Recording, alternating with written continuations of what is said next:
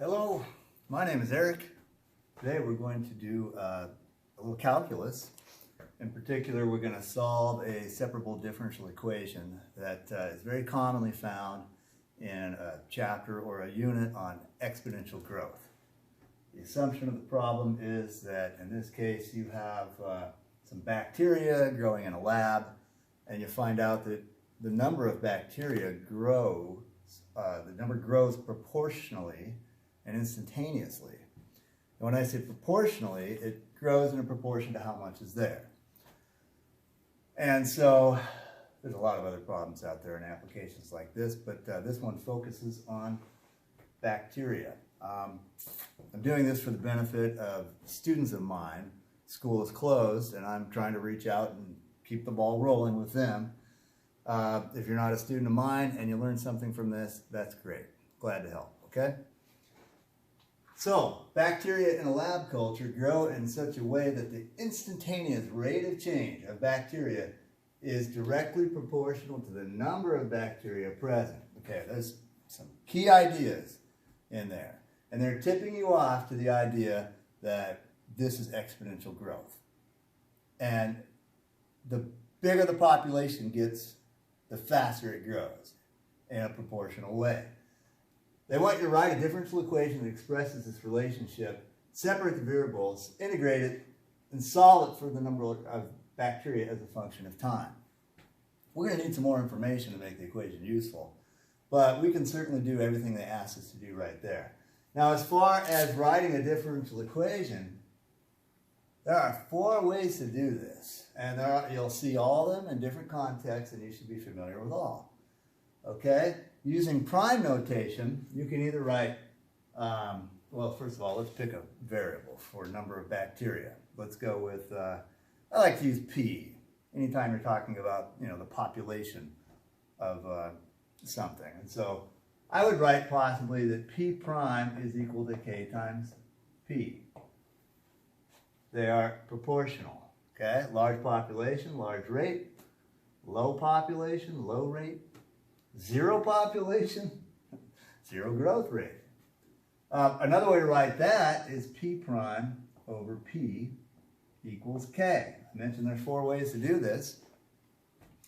Using differential notation, which is more useful to us here, you can either write the rate of change of population with respect to time, dp dt, is proportional to, or a constant multiple of, the population itself.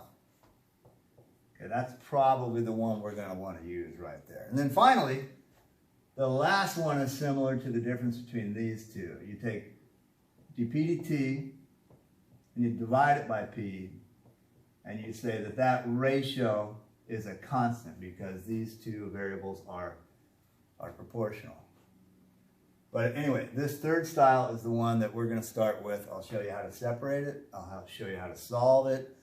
I'll give you some steps that all have names that kind of rhyme, so maybe you'll remember the steps, but let's get after it, okay? Start off with dp dt equals K times P.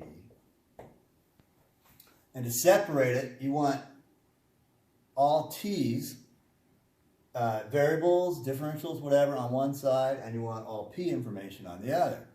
First thing that strikes us is maybe this dt should not be down here. It's over here with the P, dp. So what I'm going to do is multiply both sides by dt. I'm going to cancel these. And I'm going to go back and reassess what I have. Now I have a mixture of P's and dt's on the right, and I can fix that easily by dividing by P. So now, in practice, I usually do everything you're seeing here in one step, and you will too after you've done a few of these. But divide by P here, and divide by P here, or multiply by 1 over P. The result is a separated differential equation. Step 1 is to separate. Step 2 is to go ahead and integrate. So I do an antiderivative on the left, and I do an antiderivative on the right. This makes natural log of the absolute value of P. This, surprisingly, makes a linear function that looks like k times t plus a constant a, b, or c, your choice. If that's confusing to you, just remember k is an actual number. It might be like 0.02 or something like this. And the derivative with respect to time, t, of 0.02t would just be 0.02 or k. So in fact, this is an antiderivative of that. So you separate, you integrate, get correct antiderivatives on both sides. Eventually the goal is to have a closed formula for p. So what we want to do now is get this p first out of this log and then out of the absolute value. The way that's done is to treat each side as though it's an exponent sitting on the same base that natural log is based on, and that's e. So you're going to go e to the natural log absolute value of p on the left. You can do the same thing on the right.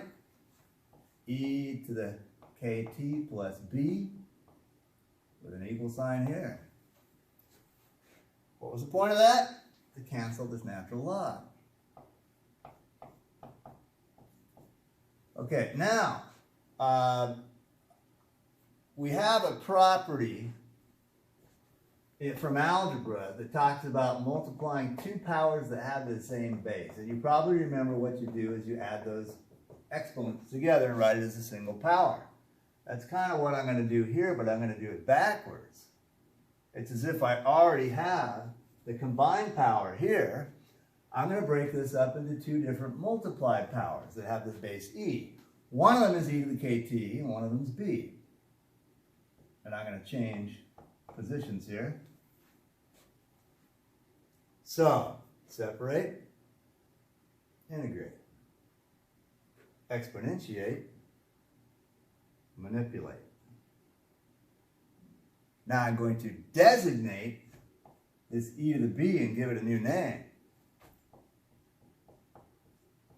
And while you're at it, remember, both of these being powers of e are both positive things, and that makes c a positive number also. So I have absolute value of p equals c times e to the kt.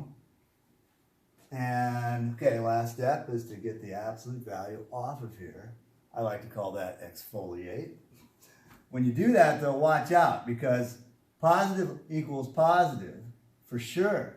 But without an absolute value there, you don't know that that's positive anymore. So you want to be sure to take that into account by writing plus or minus. And yes, it's a penalty if you forget the plus or minus. Well, that concludes part A. That's considered a solved differential equation. We don't know what C and K are yet, so this would be called a general solution to a differential equation. But if they provide some more information, we should be able to nail down what C and K are, and if we can do that, then we will have something far more useful, and its name will be the particular solution to this differential equation subject to certain conditions that they're going to put on it. Let me scroll down and see what's next.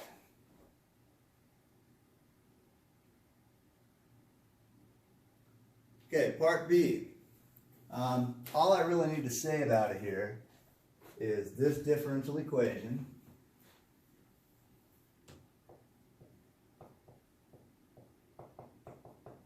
and then the solution that we worked so hard to get. And I believe we're going to be working with this now.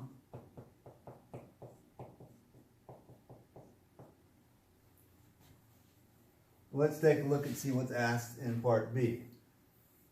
And by the way, this problem comes out of an old high school calculus text written by Forster. Okay, part B. Suppose initially there are 5 million bacteria. 3 hours later, the number has grown to 7 million.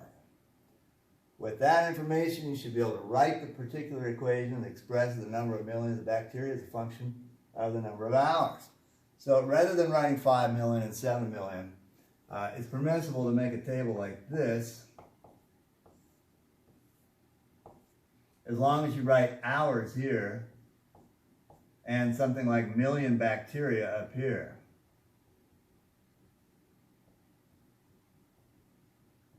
So if you write that, then you can just put 0 goes with 5, and 3 hours later you'll have 7. That should be enough information. Now, the first thing you're going to do is figure out what the C is. Is it positive? Is it negative? And how big is it? After you've done 2 or 3 of these, it'll really be obvious, like right now, what C is going to be. But let's just go ahead and go through the steps. So maybe part B1 would be to figure out what C is. We'll take these 2 numbers and we'll plug them in. We'll put 5 in for population of bacteria, which of course means 5 million. And then we'll go plus or minus C times e to the k times 0. The time is 0. Well, k times 0 is 0. E to the 0 power. E to the 0 power is 1. Which I think makes pretty clear that plus or minus C is not plus or minus. It's positive 5. So now I can improve this equation to look like this.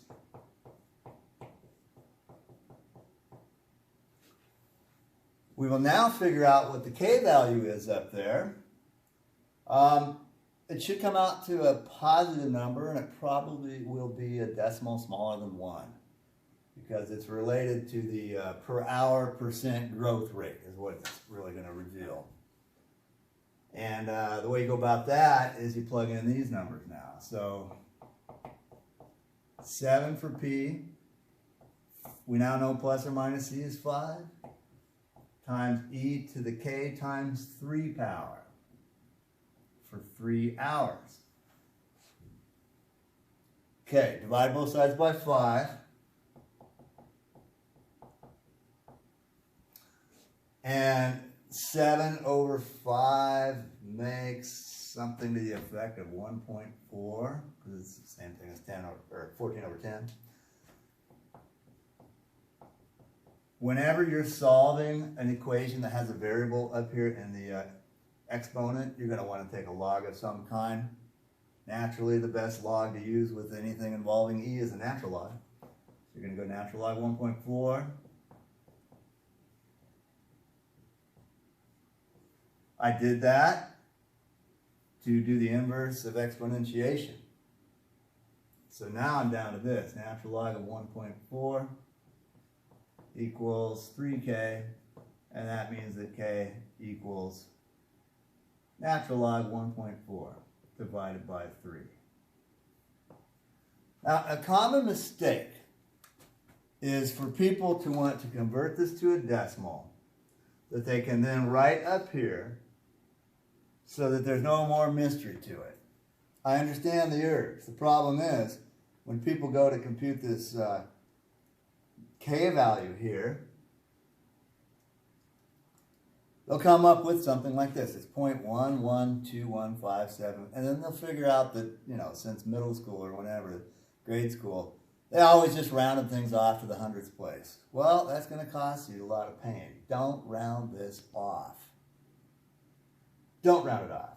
Either write this up here as a k value, or in your calculator, use the storage. My TI-84's got a store button in the far left column near the bottom. So I'm going to go store an alpha k. And I would project that up there, but my phone is doing the recording here, so I don't have that option, sorry. Okay, and then the other thing you would want to do is, so remember, right after doing this on the calculator, this part right here, you would want to hit the store button and then the alpha button, and then go find the letter K and hit enter. See, that enables you now to go to your calculator's equation editor and type in something like this. y1 equals 5 times e raised to the kt power, which will work provided you have stored this to k. If you don't store it, you're going to, again, have to write natural log 1.4 over 3 up here. And that would be a mess, but you can do it. Okay. So let's keep moving with this. Part C, sketch the graph of bacteria versus time. Not a lot of guidance there, but we'll figure it out.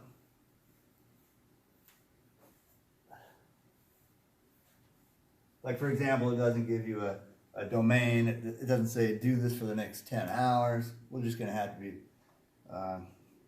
flexible here and see what comes up. So I'm plotting this, I'm typing this into my calculator as 5 times e raised to the kt power, except that I'm using x instead of t. And I'm setting up a window. Well, I can tell it has to have at least numbers as big as 7 in it for y, and probably let time go to at least 10. So x min is 0, x max is 10, y min is 0, and y max is, I don't know, I'm going to go with 25. It's just a hunch.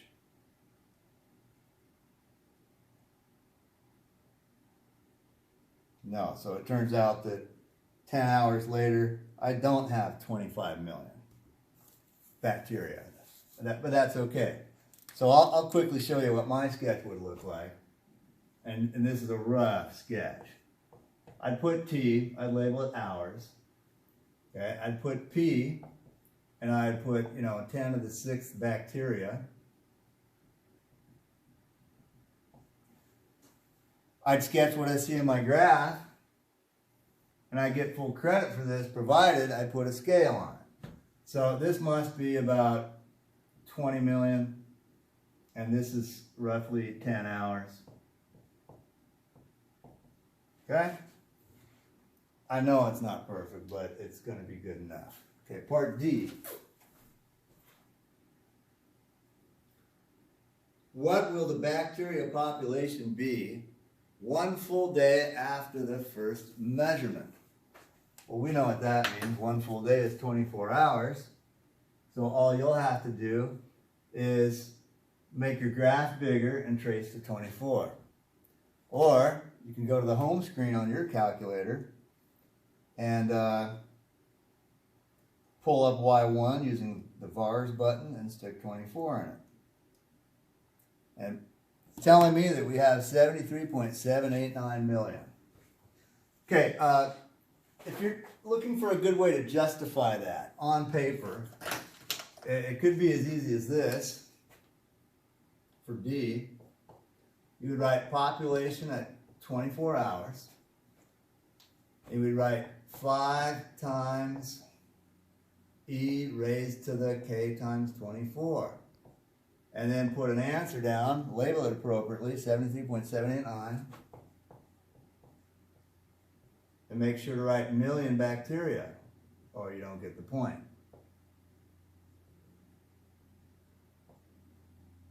You're permitted to do this, provided that somewhere on your paper you showed how you solve for k, which was natural log of 1.4 divided by 3. All right, one more question. When will the population reach 1 billion? Also known as 100 million. Excuse me, 1,000 million, yeah. The answer to that is found by trying to think of it this way. So far in my table, I have at time 0, 5 million, at time 3, 7 million, at time 24, I had about 73.789 million. Now they want me to figure out when would I have a million, which of course is a billion. So this is a question about when something's going to occur. And you'll notice that I put the 1 million in the P column. So you've probably figured this out, that for part E, what you want to do is put the million where the population goes.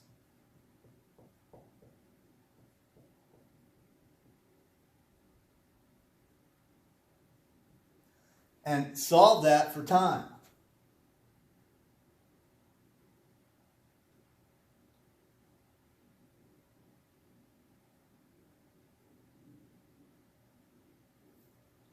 Gee, I think I misspoke. Yes, it's 1,000 million makes a billion. Right. So solve this for time. We're going to divide both sides by 5. We can take a natural log on both sides.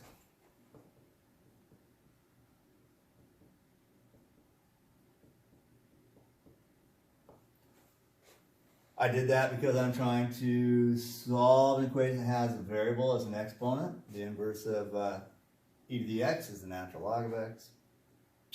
I now have natural log 200 equals k times t. If you just solve or divide both sides by k, you'll have an answer.